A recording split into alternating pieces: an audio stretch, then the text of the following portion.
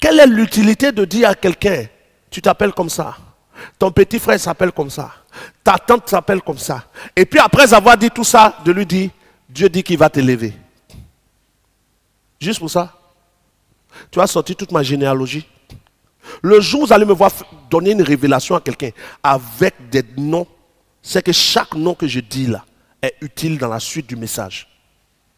Ça veut dire quoi? Expliquez pour qu'on comprenne. Je viens, je te dis, je vois ta grand-mère qui s'appelle comme ça. C'est ça. Est-ce que c'est vrai? Quand tu me dis oui, je dis en fait, je t'ai demandé ta grand-mère pourquoi. Parce qu'au niveau de ta grand-mère, quand elle était là, voici ce qui a été fait. Et ce qui a été fait fait qu'elle est tombée malade. Et je vois le nom de ta mère qui s'appelle comme ça, n'est-ce pas? Mais ta mère a pris la maladie de ta grand-mère qui fait que ta mère est morte de la même manière que ta grand-mère. Pourquoi je t'en parle? Parce que Dieu m'a montré qu'il y a une attaque qui vient de ce sens, qui vient maintenant vers toi. Il y a un lien dans le message qui justifie. Ce n'est pas juste des noms pour éblouir. Ok. Et même si vous me voyez faire ça, ce n'est pas la parole de connaissance. Ah. Ça, ce n'est pas la parole de connaissance. Regardons, c'est quoi la parole de connaissance? Voici le mot traduit par parole de connaissance. Nous sommes dans 1 Corinthiens 12, donne le texte. À partir du verset 5 là. Il y a diversité de dons, mais le même esprit, diversité de ministères, mais le même Seigneur, diversité d'opérations, mais le même Dieu qui opère tout en tous. Or, à chacun, la manifestation de l'esprit est donnée pour l'utilité commune. En effet, à l'un est donnée par l'esprit une parole de sagesse, à un autre une parole de connaissance. Pause. Le mot connaissance ici, c'est gnosis. Ils nous ont menti. Hein? Maintenant, ceux qui nous ont menti, qui sont les plus mauvais, c'est ceux qui savent qui ont menti. Sinon, les autres, d'autres ne savaient pas. Là, ce n'est pas de leur faute. Mais quand tu sais maintenant, si tu ne corriges pas, tu es mauvais. Gnosis, c'est un mot grec qui signifie connaissance dans le sens général. Connaissance générale. Donc, Alain donnait une parole dans la connaissance générale. Connaissance générale d'intelligence et compréhension. Ce n'est pas connaissance particulière des détails de la vie de quelqu'un. C'est une connaissance générale. Et la compréhension sur des choses qu'on sait de manière générale. On sait de manière générale que nous devons être remplis du Saint-Esprit. Et quand moi j'explique que rempli c'est accomplissement, je suis en train de parler de connaissance. La parole de connaissance n'est rien d'autre que le don ou la manifestation du Saint-Esprit qui se manifeste dans une prédication ou un enseignement. Chaque fois qu'un fils de Dieu, un serviteur de Dieu est en train d'enseigner au sujet d'une connaissance générale, l'explication ou la compréhension au peuple, c'est une parole de connaissance. Donc là, vous nous donnez des paroles de connaissance. Oui. Oh. Ce n'est pas ton âge qui est la parole de connaissance. Regardons la suite de la définition, c'est publié. C'est connaissance dans le sens général d'intelligence, compréhension. La connaissance générale de la religion chrétienne. La plus profonde et parfaite connaissance de cette religion. En particulier des choses légales et illégales pour les chrétiens. Sagesse morale, montrée dans une vie droite. Donc, c'est une connaissance. Voilà pourquoi, quand vous allez regarder, regardons ensemble Luc chapitre 1, verset 76 à 77, parlant des paroles de connaissance. Luc chapitre 1, verset 76 à 77. Et toi, petit enfant, tu seras appelé prophète du Très-Haut. Tu seras appelé prophète du Très-Haut. Car tu marcheras devant la face du Seigneur pour préparer ses voies, afin de donner à son peuple la connaissance du salut par le pardon de ses péchés. Du moment où Jésus donne la connaissance du salut, le message de Jésus est une manifestation de la parole de connaissance. Ensuite, Romains 15, verset 14. Pour ce qui vous concerne, je précise que chaque texte que je donne, le mot gnosis est dedans. Pour ce qui vous concerne, mes frères, je suis moi-même persuadé que vous êtes pleins de bonnes dispositions, remplis de toute connaissance, et capables de vous exhorter les uns les autres. Connaissance ici, c'est gnosis encore. Vous êtes remplis de la connaissance qui vous permet de vous exhorter les uns les autres. Donc quand tu es en train de dire, frère, tiens bon, Dieu est fidèle. Ne te souviens-tu pas que Dieu t'avait, tu es en train de donner une parole de connaissance, une exhortation. Ensuite, nous sommes à 1 Corinthiens 13, verset 2.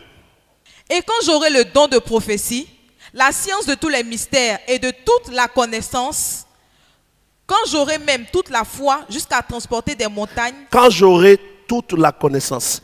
Ici, le gnosis, ce n'est pas une connaissance future.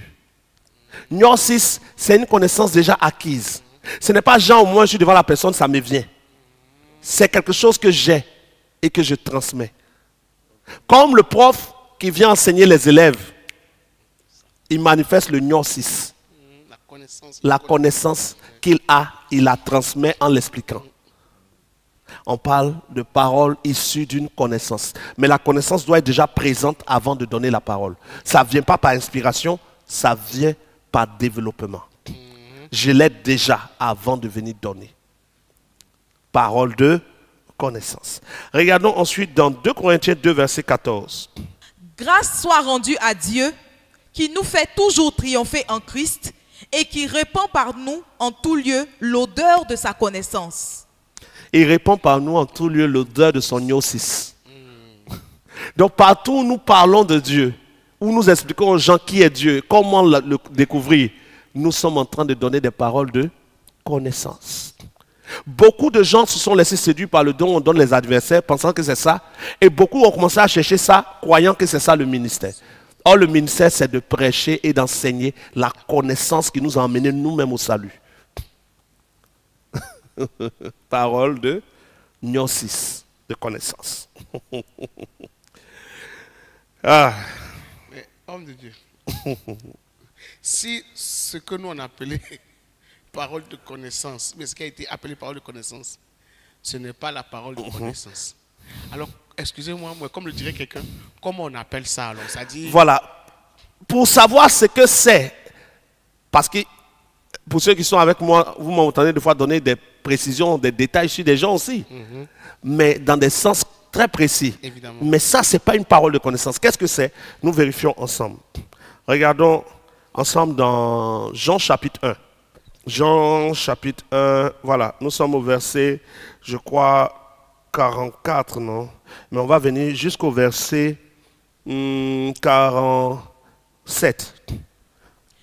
Jésus, voyant venir à lui Nathanaël, dit de lui, « Voici vraiment un Israélite dans lequel il n'y a point de fraude. Oui. D'où me connais-tu » La personne lui demande, d'où me connais-tu? Lui dit Nathanaël. Jésus lui répondit, « Avant que Philippe t'appelât, quand tu étais sous le figuier, je t'ai vu. » Nathanaël répondit et lui dit, « Rabbi, tu es le Fils de Dieu, tu es le roi d'Israël. » Jésus lui répondit, « Parce que je t'ai dit que je t'ai vu sous le figuier, tu crois. » Voici ce qui est manifesté de Jésus, qui a été traduit par parole de connaissance. Il dit, avant que tu ne sois sur le figuier, je t'avais vu. Donc la capacité de voir ce que des gens ont fait sans avoir été là, a été appelée parole de connaissance. Non, c'est faux. Regardez le verset, Jean chapitre 1, le verset 47. Jésus, voyant venir à lui Nathanaël, dit, voici vraiment un Israélite dans lequel il n'y a point de fraude. Jésus vient de manifester le don de discernement. Il discerne son esprit. Le don de discernement est la capacité de juger les esprits et de savoir qui ils sont ou de quel bord ils sont, quelle est leur tendance. Et en le voyant venir, il a discerné en lui que son esprit est pur. Le don de discernement. Et dès qu'il discerne, il dit, voici quelqu'un en qui il n'y a pas de fraude. Et quand Nathanaël s'approche, il dit, mais d'où me connais-tu? Il dit, avant que tu ne sois sur le figuier, je t'avais vu. Le don de vision ouverte. Parce que dans les dons cités par l'apôtre Paul, qui sont des manifestations du Saint-Esprit, Paul n'a cité que ce qu'il a maîtrisé. Mais il y a ce qu'on appelle les visions ouvertes et les visions fermées. Une vision ouverte, c'est une vision que tu as pendant que tes yeux sont ouverts.